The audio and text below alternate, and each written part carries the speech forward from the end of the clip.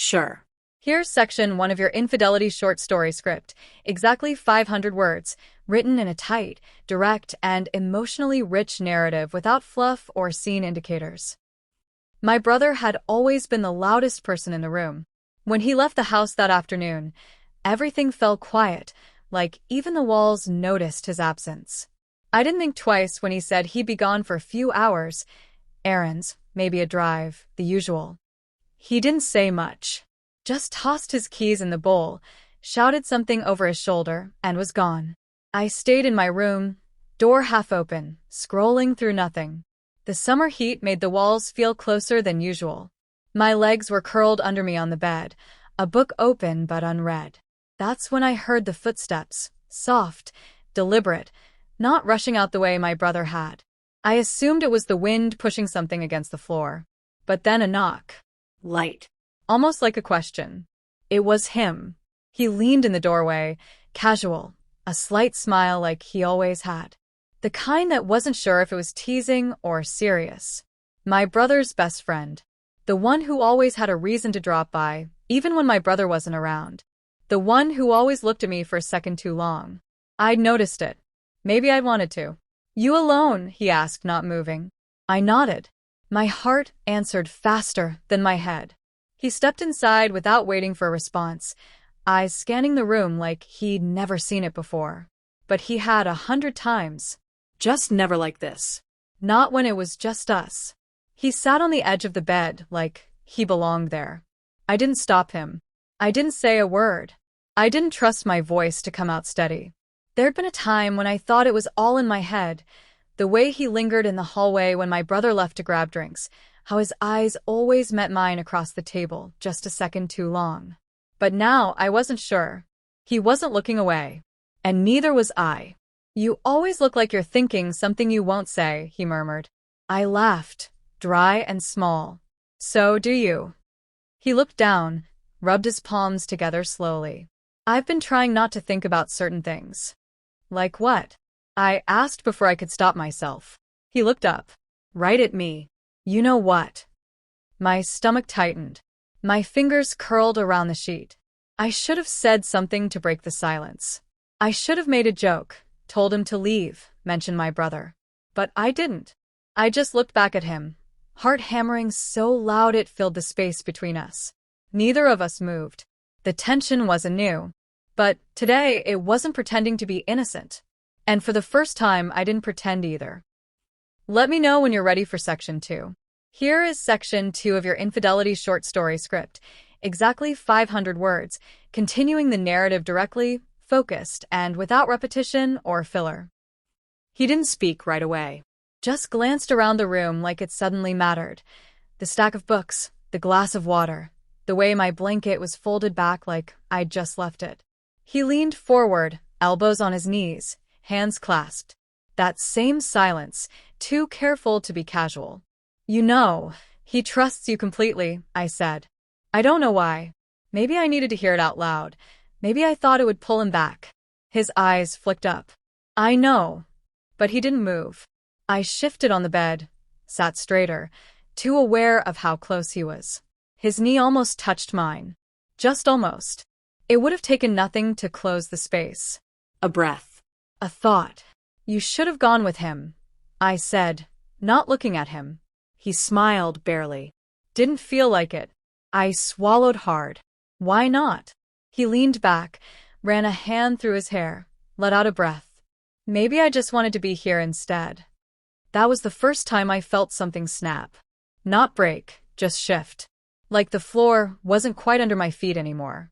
I stared at the wall. Anywhere but him. "You're not serious," I said quietly. "I've never been more," he replied, voice steady. I looked at him then. Really looked. His face wasn't smug or even confident. It was tense, careful, like he was holding something dangerous in his mouth and trying not to let it spill. "I think about you too much," he said. "It's a problem." I didn't answer. The room felt smaller. My pulse was everywhere, in my ears, throat, wrists. He wasn't supposed to say it. This was the line. We weren't supposed to say it. "I shouldn't be here," he added. "Then go," I whispered. He didn't. He just stared at me like that was never an option. And I hated how much I wanted that. I stood up, partly to move away, partly to do something, anything. But he stood too. Too fast. He was in front of me before I could step aside. Not touching. Not speaking. We stood like that, close, too close, until I felt the air shift. His hand moved, slow, like he was giving me time to stop him. I didn't. Fingers brushed my wrist. A light touch, but it felt like a scream. My skin burned where he touched it. My breath caught in my throat. I didn't move. I couldn't. I've been trying not to cross this line for months, he said, eyes locked on mine. But right now, I don't care. I said nothing. I should have. I should have screamed, laughed, turned away. But I didn't. I just stood there and let the silence become permission. And that's when I knew the moment wasn't about deciding. The decision had already been made. Let me know when you're ready for Section 3. Here is Section 3 of your Infidelity short story script, exactly 500 words, continuing with the same concise, emotionally charged tone. His hand slid from my wrist to my fingers, slow, deliberate, like he was still waiting for resistance. There was none. My skin felt like it had forgotten how to breathe. I didn't speak, didn't pull away. The tension didn't snap. It melted, thick and hot between us. His other hand came to the side of my face, warm, steady, too familiar for something that had never happened before. Our foreheads touched first, barely, like a question asked in silence. I felt the heat of his breath, and it made my knees weak. We kissed. It wasn't rough or rushed. It was quiet, heavy with everything we'd never said. His lips were soft, slow, almost cautious, like he still couldn't believe I hadn't stopped him. My hand moved up his chest on instinct, gripping the fabric of his shirt like I needed something solid to hold on to. He pulled me closer, and our bodies fit too easily, like we'd done this before in another life. Nothing felt forced. That was the part that scared me, how natural it was. His hands knew where to hold me. My body leaned into his without instruction. There was no fumbling, only the kind of desperation that had waited far too long. I didn't think about my brother. I didn't think about what would happen afterward. There was no room in my mind for guilt, not then. Only skin, breath, pressure. The kind of heat that leaves no space for thought. He whispered my name once, like a question. I answered with a kiss. Clothes fell away, without ceremony, without shame. I remember the way his fingertips traced along my spine, slow and reverent, like he wasn't touching a body, but a decision. His mouth followed the same path, neck, shoulder, collarbone, memorizing skin like he'd never get another chance. When we finally gave in completely, it was silent. No moans, no words. Just movement. Just feeling. The sound of the bed, the fan, the occasional hitch of breath. Every motion felt like a secret being told, soft and irreversible. Every shift of his body against mine was confirmation of something we'd both denied for too long. And then it was done.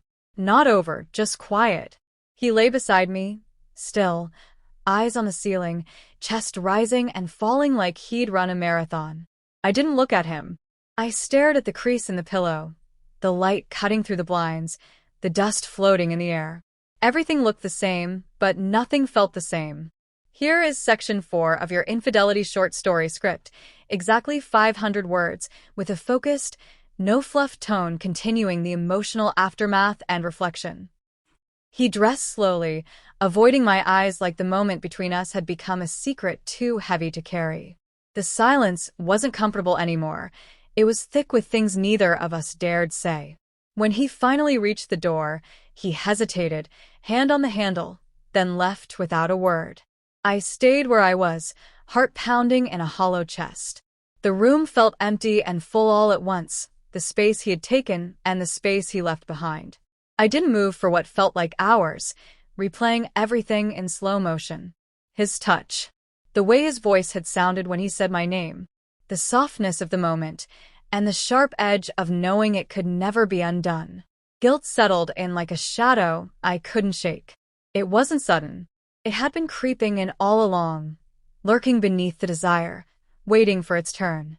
I hated myself for what I'd done, for betraying my brother's trust, for crossing a line that was never meant to be crossed. But underneath the shame, there was something else. A part of me that wanted to hold on to the memory, even if it was wrong.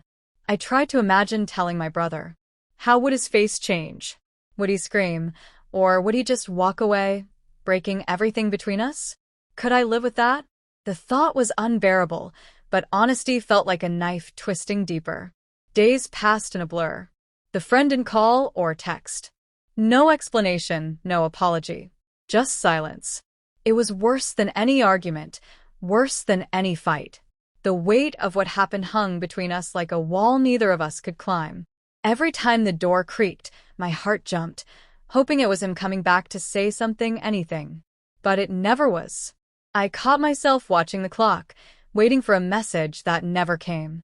Wondering if he felt the same way, if he was drowning in regret too, or if it meant nothing to him at all. The uncertainty was a slow poison. I thought about the moments before he entered my room, the unspoken tension, the fragile hope I'd hidden behind his smile. Was it all just a mistake? Or was it the truth I'd been too scared to admit? The answer was complicated, tangled in every stolen glance and every breath we'd shared. I wasn't sure who I was anymore, the person who waited quietly for my brother's return, or the one who let something forbidden slip through her fingers and into her skin. The line between right and wrong blurred until it was impossible to tell which side I stood on. Then one afternoon, the sound of the front door echoed through the house. My brother was back. I heard his footsteps, slow, unaware, trusting. I stood by the window, heart pounding, unsure if I could meet his eyes. He called my name from the hallway, voice warm and easy. I forced a smile, but it faltered. The weight of everything unsaid pressed down on me like a secret too heavy to carry. And in that moment, I knew things would never be the same. Let me know if you want me to help with anything else.